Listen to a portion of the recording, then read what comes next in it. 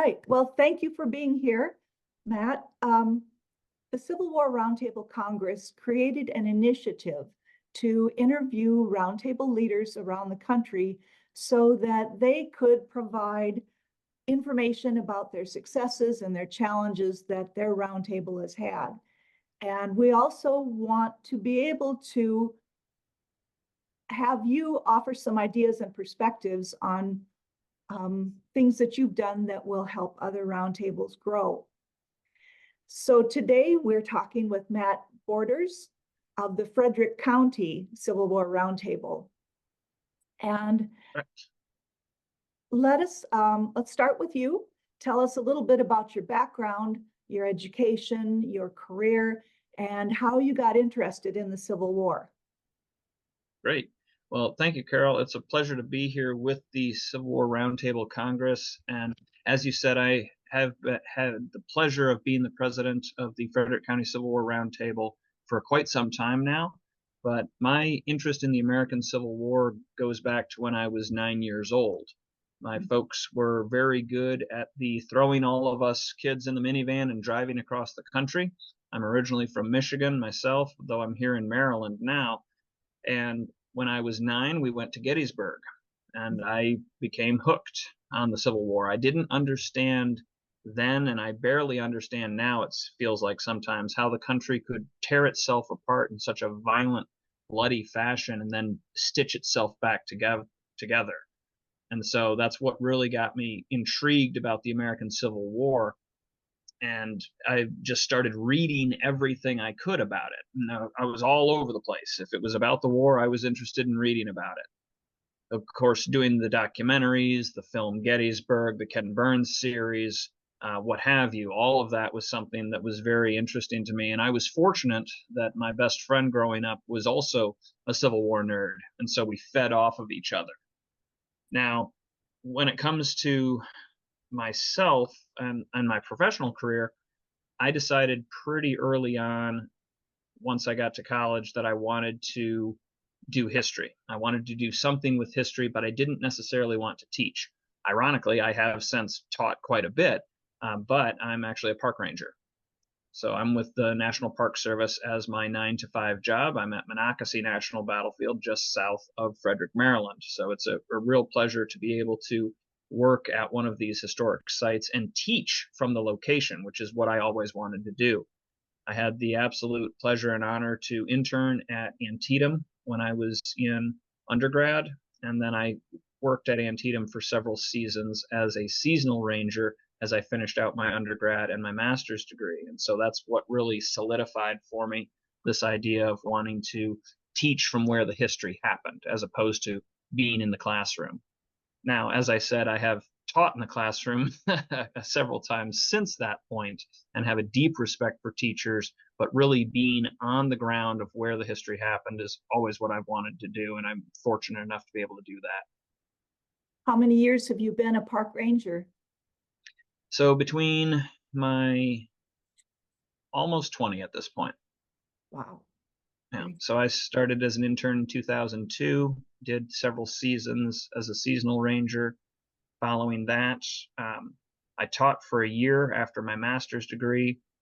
Then I moved to Maryland to take a job with the Park Service in Washington, where I was actually working for park headquarters, and I did that for 6 years. Then I stepped away from NPS for a while, thinking it would help me kind of move up. That was not the case. That was a mistake. And so I had to get back in, and I did in 2017. So I've been at Monocacy for almost 7 years now. So you said that you've been the president of your roundtable for how long? Actually, I had to go back and look at the newsletters. My first message to the Frederick County Civil War Roundtable as president was actually in October of 2017. Okay. So shortly after I'd returned to the NPS, I had been on the board for a couple of years in a support role and as archivist and things of that nature.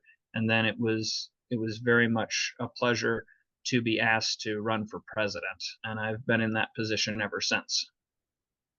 What was your assessment of your roundtable when you took it over? So the assessment of the roundtable when I took it over was that it was a very active roundtable. We had moved once in the few years I had been, because I joined up in 2008, shortly after I'd moved to Maryland, and so I was with the roundtable for about 6 years before I took on or a little more than that, before I took on the president's role. The roundtable was large and had moved a couple of locations and had built some very good partnerships in the process. So that's what I was stepping into, which was very pleasant to do. Now, the big issue at the time with the roundtable, and still remains one today, is membership, because we had a fluctuating membership and an aging membership at that time. And we were also looking at, and something that I wanted to do was expand our topics as well. From what to what? We were doing a lot of very battle focused talks and conversations, and being this close to both Antietam and Gettysburg, we tended to get a lot, especially of Gettysburg. And to be perfectly honest, we're in central Maryland. There's a lot of history around here, a lot of Civil War history around here, and we don't need to necessarily have multiple stories and historical topics from Gettysburg every single season. And so what I started to do was to dial back some of especially the Gettysburg topics, and let Adams County and the folks up in Gettysburg have those topics and more of them, and to really expand our local and regional history, do more with Maryland, Northern Virginia, other elements of Pennsylvania, things of that nature. The regional history is something that was really pinging well, and still does, with our membership and with folks who might just wander in for one of the programs. We absolutely have done better in regards to the social history of the war as opposed to just battles. We've also done a lot more with African American history in the past several seasons. But initially it was, how can we move away from just battles, especially the big ones that are around us, to doing something else? And we found that the regional history and things of that nature, Frederick County history, Maryland history, that sort of thing, was very popular. And then since that point, we've been able to move into more of that history through other avenues, such as women's history, such as African American history, things of that nature.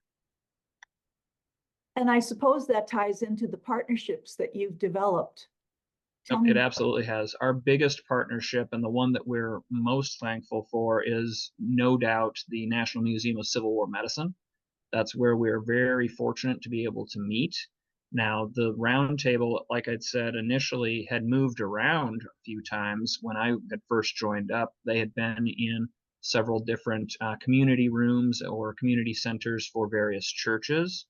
They had done some work with the Frederick Historical Society, now known as Heritage Frederick.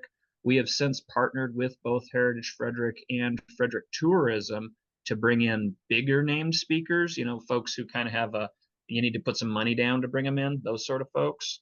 And that has been very successful. But when it comes to having a home, we have found that home with the National Museum of Civil War Medicine. They have a nice little conference room.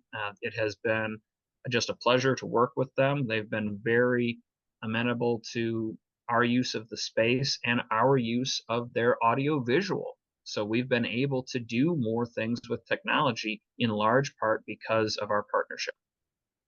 Nice. So in addition to expanding your programming, what other things have you done since you took over? So one of the things that I am most proud of is I helped reinitiate our summer field trips. So the Frederick County Civil War Roundtable runs from September to May, and years before I was involved with the roundtable, they had decided to not be doing regular meetings in the summer, which makes a lot of sense. There's a lot happening around here in the summer. I know there's a number of other roundtables that don't do summer meetings, and it was just something that always was by the time I'd come in. And in previous generations and previous years, they had done some sort of summer meeting. Now, we had tried to do a picnic with a speaker, that sort of thing, but it wasn't really drawing folks. Just I think because everybody's so busy. So we really had to look into making it an event. And once again, that had a lot to do with partnerships. And I actually worked with I should say I have worked with the Pipe Creek Civil War Roundtable over in Carroll County and the Hagerstown Civil War Roundtable in Washington County to do some joint programming or joint trips. A real good example was we actually got together with Pipe Creek and rented a bus, and it was actually it was a large van, is what it was, to do a combined trip up to Monterey Pass Battlefield. So just a little bit north of Maryland, part of the Gettysburg campaign. So it was neat to get together with like-minded folks from just across the county line and to do something like that. It also worked out monetary wise. It was a lot easier to share the burden of vehicles and getting everybody together for a lunch and things of that nature when there was a lot of hands or at least another organization to work with. So I found that to be very successful, and we've continued to do the summer field trip or summer trip in some sense since that point. Obviously paused during the pandemic years, which did throw things off a bit. Where else have you gone? So we've also done a group trip up to Fox's Gap. I have colleagues in the Antietam Battlefield Guides and was able to get one of them to come out and kind of give us a walking tour of Fox's Gap up on South Mountain. We have been out to Mount Olivet Cemetery here in Frederick to do a Civil War walking tour of that. So we've done a number of places in, again, kind of the region, the area around us. I've always been impressed by my roundtable colleagues who do these big trips and go out to places like Vicksburg or Chickamauga, things of that nature. That's just not really in our purview at this time. And so we've been doing little regional trips and whatnot, either by carpooling or in the first example of getting a large van together, that sort of thing. Okay, that sounds great. So have you had any resistance from members for these changes that you've been making? For these changes, no. There was a discussion at one point about the logo for the roundtable and doing some changes to the logo. That is kind of an ongoing discussion, but it's not, I would say, a heated discussion. And it's more of a debate amongst the board members as to the necessity of it and things of that nature, just to try to modernize the look. But the only real resistance that I would say was the shifting away from all fighting all the time to taking on some of the more social aspects of the war, some of the other diversity that makes up the war, things of that nature. And again, it hasn't really been complaints or anything. You'll just notice, especially that first few years when we were trying new topics and new things, you would see the ebb and the flow in who was coming to the meetings. Like somebody would do a real battle focused talk and it would spike, and then there would be a more social talk and it would drop down, that sort of thing. Now it's begun to really even out, and we've got folks coming for all the talks, no matter what the topic is, that sort of thing. And obviously we have folks that may choose not to for one talk or another, be it the topic or their schedules or what have you. But we've also tried to make things easier for our membership to join us, in part because we do try to live stream most of our meetings now. Okay. Before we talk about the live streaming, because I have a question on that, do you feel that the expansion of your topics has drawn in more women or younger groups? Unfortunately, we've struggled with younger groups. One of the big things that I looked into when I first came on, and what I later learned other presidents and board members in the past had attempted to do as well, was sending out our schedule to the local colleges and high schools. We actually have Frederick County Community College and Hood College right here in Frederick, Maryland. Both of them are great institutions. I have sent the schedule of events, schedule of speakers, if you will, to the heads of those departments, for the history departments. I did that for many, many years, and unfortunately, we really never saw anybody coming from those courses. Same thing with the high schools, and I do understand high schools because of how busy kids are these days, and probably having issues with, can they even drive downtown to come see us, that sort of thing. But I was surprised that we weren't getting more interaction from the community college or from Hood College. So that was a little disappointing. Another avenue that I was surprised has not really panned out is the street fair that Frederick has. It's called In the Streets. It's a wonderful event, and it has the opportunity for both profit and nonprofit organizations like ours to put out information and provide basically a face to the public when there's thousands of people in the streets of Frederick. I do recommend local roundtables looking into their local events and fairs and things of that nature. We've gotten a lot of folks for our emailing list, but not necessarily seeing that correspond to increase of numbers in the meetings. How many members do you have? Actually, we've got about 45, 50 members on our list, and I would say we've got about half that actively participate in our meetings. Yep. Okay, and then you said that you live stream. Yes, that is correct. So that's something that we began when the pandemic started. As you probably remember, Carol, there wasn't a whole lot of idea of how long things were going to last. So we canceled a couple of meetings in a row. Nobody was happy about doing that, but everybody understood. When it became clear that the various shutdowns and maybe we should give ourselves some social distancing and all that became clear that that was going to kind of be the way for a while, we decided to try to start live streaming, trying to do web events, that sort of thing, so that we could still keep the group together and not just have it disintegrate due to lack of programming. And so we started doing that. We were again able to work with the National Museum of Civil War Medicine to facilitate that. And initially, it was all web-based. I would be basically right where I am now, hosting the event through the streaming or through Zoom and the Zoom account of the medical museum, and then they were posting it and still do post it to their YouTube channel. Again, a great partnership to do that, but we still do have the disconnect. You don't have the physically being together. It's a little harder to do questions, that sort of thing, with the live streaming events. And so we did want to get back to being live.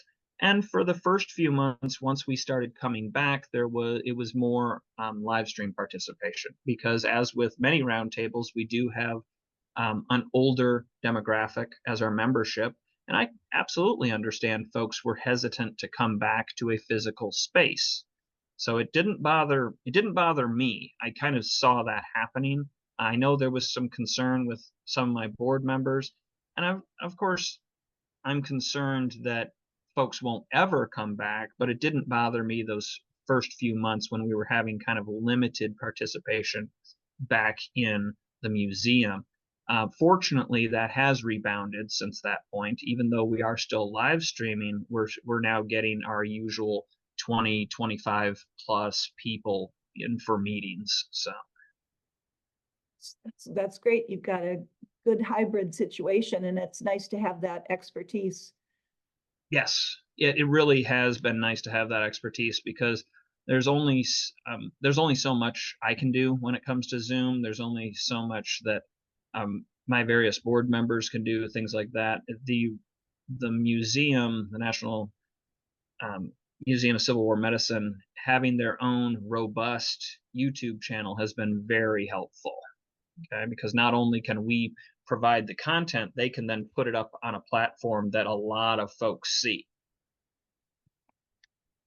Tell me about your governance. Do you have an active board, and is there rotation, or is people stay the same positions all the time? So yes and no. I do have a very active board. My board is very good. We communicate well, primarily through email, but we try to get a couple of face-to-face meetings a year. I will call occasionally, quick post meeting, like let's touch base and talk about something, or hey, this is coming down the pipe. I need to see everybody real quick to let you know, that sort of situation. So we've got good communication. The rotation of positions is interesting because it was stagnant for a very long time, up until about a year ago, and they've begun to shift again, just because people are having things come up in their own lives. They're moving on. Couple of folks have moved away, and so we are beginning to see rotation in the board positions again, just because we need folks to fill in the holes. Mhm. Now, I don't know if that's the case with all other roundtables, but we don't have a very, and this sounds like a negative, we have an active membership, but not a proactive membership. We don't have a whole lot of folks stepping up to necessarily volunteer for the board positions, or to run for board positions when it comes to a vote. That's why I've been president for so long, because nobody else wants the role, apparently. Um, I'm happy to do it, and I have a lot of connections within the Civil War community here, which has been very helpful, but so do a lot of my board members, and I know they could do this role just as well, if not better than I can. I've been fortunate to have folks who have been able to step up and really take on the newsletter position, so that all I need to do is basically provide a president's message and the occasional book review. I've been fortunate to have my former vice president, who actually stepped down from that role, has maintained his role as our social media director. And so he's very active for us on Facebook and things of that nature. So even though he's not running second for me, if I can't make a meeting, I at least still have that support on the social media. And I have a long-standing treasurer who has done a fantastic job for years, and he's saying shows no signs of stepping down that I'm aware of, but nobody wants his role either. Nobody wants to deal with the money. And fortunately, we do have some very good members who have been helpful with the book raffle and doing things such as getting other speakers. I really appreciated from my board the amount of folks who are willing to reach out to potential speakers, so that I'm not doing all of the planning. Like, we'll get together and we'll all bring in, this is who I've contacted, or this is who's reached out to me. Let's go through them as a group and decide what's going to be our schedule for the next year or 2 years. I've found that scheduling 2 years out has been very successful, because you're not scrambling. Okay. Do you find that the speakers are willing to commit that far ahead? Oftentimes, yeah, oftentimes. Now, the only time that we've had some resistance to that is when they've got a new book out and they're trying to plug that or something along those lines. Then they kind of want to be in as soon as possible, and it can't always happen, just because you've already scheduled with others or things like that.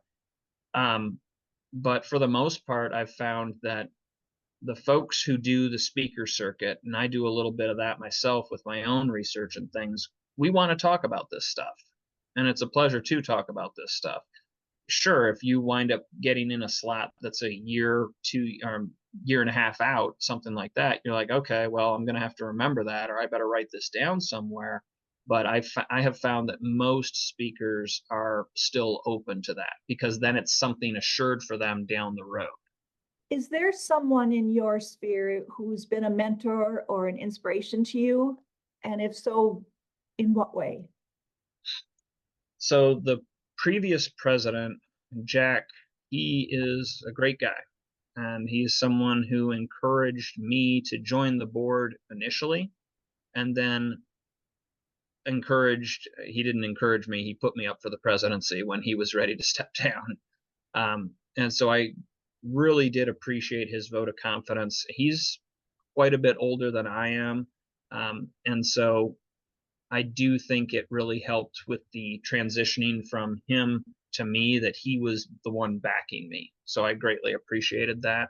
And going back to what I was saying about my current board, I have several board members who I lean on quite heavily when it comes to things of scheduling, newsletter, book raffle, that sort of thing. And they have been a continued inspiration to not only do this as a nonprofit, non-paid gig, but to try to make it better and better. So where do you see your roundtable in the next 5 years? I see it still going, which is a good thing. I don't see the membership increasing too much, to be perfectly honest. That seems to be the struggle that I hear from across the board, is membership retention. I think we've kind of settled into the numbers that we're going to see for a while. Now, I would love to see more people, obviously, and where we're at can support more visitation. But I think what we're going to be having when it comes to participation in various talks, it's going to be the speakers that bring those people in, not necessarily the organization as a whole. We have a lot of folks who have been coming in and dropping $5 in the donation bucket to hear that evening's talk, and we might not see them again for months on end. They're not necessarily interested in a full-blown membership, but they're keeping an eye on us to see who we're bringing in, and then they engage once that's a topic or a speaker that they're interested in. So I see that continuing for a while, and we'll probably stay in a similar membership. That's not a I don't believe in the idea of if you're not growing, you're dying. I don't think that's true in this case. But I do not see us really explosively growing in the next 5 years. Have you ever considered forming a sister roundtable relationship? I mean, you've done stuff with Pipe Creek and the other one. Not in a formal aspect, but I do kind of consider Pipe Creek to be almost a sister organization. I'm real good friends with their president.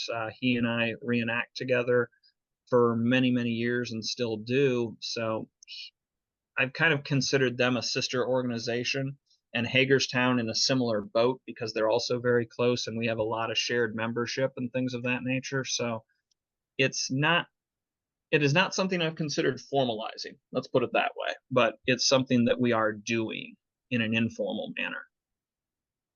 We do actually have a combined speaker list that definitely Pipe Creek and I have developed, and to a lesser extent Hagerstown, where we've got a listing of all the speakers, or a good chunk of the speakers all of our roundtables have had over the years, with contact information, with the various topics those speakers can provide, and some notes about how their programs went, how they were received, that sort of thing. Good. So we do try to do a little bit of that, but again, it's not really been a formal thing. It's been more of the informal, because we all know each other.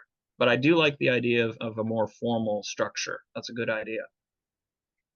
And speaking of good ideas, have you ever checked out our sustainability challenge as a way to find ways to improve?